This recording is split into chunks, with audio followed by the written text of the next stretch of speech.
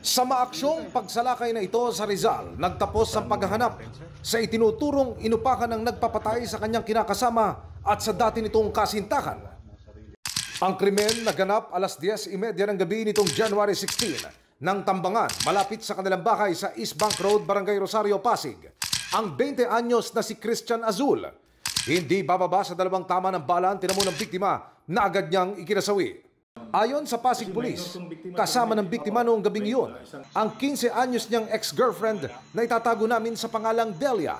Siya ngayon ang tumatayong testigo matapos magbigay ng salaysay sa pulisya. Itinuro ni Delia ang kasalukuyan niyang kinakasama bilang mastermind sa krimen.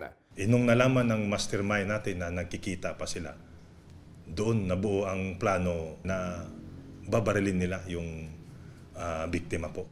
Pero sa salaysay ni Delia, nagkita sila noong gabing iyon ng biktima para formal lang wakasan ang kanilang relasyon.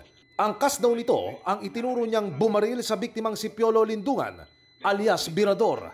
Dala ang matataas na kalibre ng armas at battering ram.